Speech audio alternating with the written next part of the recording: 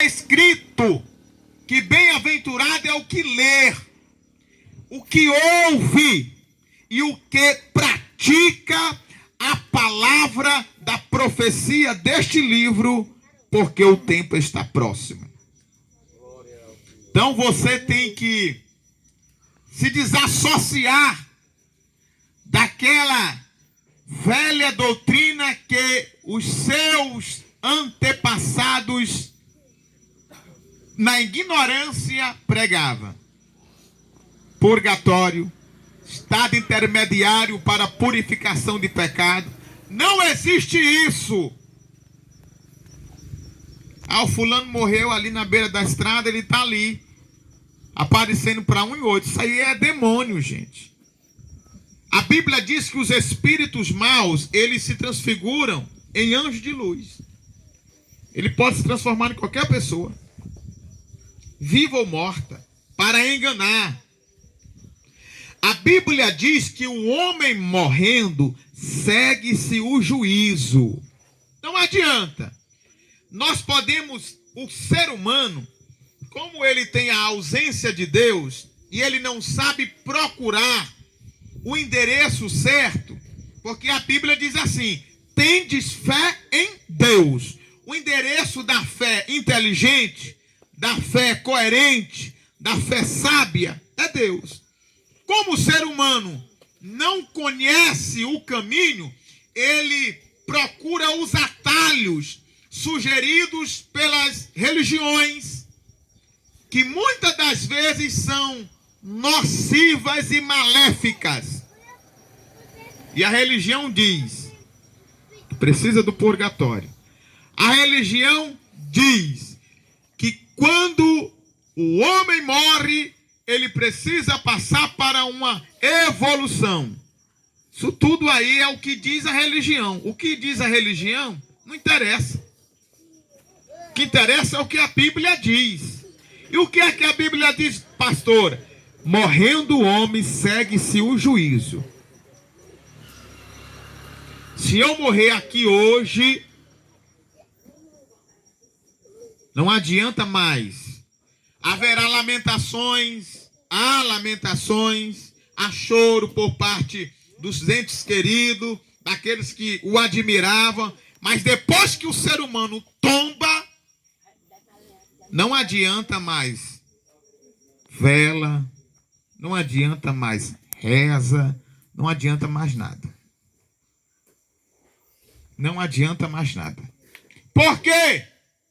Porque isto quem ensina são as religiões. A Bíblia não ensina isso. Você já viu na Bíblia a palavra de Deus? Não. A Bíblia diz que nós devemos consertar a nossa vida aqui. Se você tem alguma coisa contra alguém, se você precisa se acertar com Deus, procure se acertar aqui. Antes que você seja entregue ao meirinho, e o meirinho te encerre na prisão, e você não sairá de lá antes que pague o último centavo. Então, não existe na Bíblia subterfúgios, atalhos, que possa livrar o homem da condenação eterna depois da morte. O ser humano tem uma oportunidade, e a oportunidade dele chama-se hoje. O ser humano pode passar toda a sua vida fazendo o que não presta, e na última hora se converter. Os seus pecados são perdoados e ele tem garantia de vida eterna. Vou mostrar um exemplo clássico. O Senhor Jesus, ele foi morto entre dois ladrões, dois bandidos. Um foi para o inferno, o outro se arrependeu, porque não tinha morrido ainda. O Senhor disse: hoje mesmo estará comigo no paraíso. Foi perdoado os seus pecados, passou a vida toda fazendo o que não presta, roubando, subtraindo, mas quando ele se arrependeu em vida, o Senhor o levou para o paraíso. Agora tem uma pessoa na Bíblia que ele era certo, irmão, ele era justo, fazia nada de errado. Não tem essas pessoas que dizem, eu não vou para a igreja porque eu sou certo. Tem essas pessoas que dizem, eu aceitei Jesus desde que eu nasci, eu não faço nada de errado. Quem precisa é aquele ali que está bêbado. Quem foi que disse? Tanto aquele que pratica coisas erradas como aquele que se julga certo estão na mesma balança, réis do fogo do inferno. Só Jesus com o seu sangue pode perdoar os pecados e levar este indivíduo para a vida eterna. Você quer que eu mostre a alguém que a vida era toda certinha? Rapaz, ele era certo demais. Se fosse nos tempos de hoje, ele seria um belo candidato para ser o Papa. Ele era certo. O nome dele, a Bíblia nem chama o nome dele. Ela diz, jovem rico. O Senhor Jesus disse, ele disse, bom mestre, que farei para herdar a vida eterna? Ele queria a vida eterna. Sabes os mandamentos? Ele disse para o Senhor, desde a minha infância, não só sei, mas pratico. O cara era bom, era ou não era? Era um cara justinho, ajustado, era ou não era? Sabe o que foi que Jesus disse para ele? Parabéns, você herdou a vida eterna. Parabéns, continue assim. Não senhor, não senhora. Sabe o que Jesus disse para ele? Ainda te falta uma coisa. Não adianta. Sempre vai faltar para a vida eterna alguma coisa para o homem. E esta alguma coisa é ele se arrepender e se entregar a Cristo. E quando ele decidiu que não entregaria seus bens, Jesus não estava querendo que ele entregasse os seus bens. Não, que ele vendesse seus bens, não, irmão. Nada disso, que Jesus não fazia parte das igrejas de hoje, de mercado, que diz assim, dê que Deus vai lhe dar em dobro. Se você vai dar, você vai ficar pobre.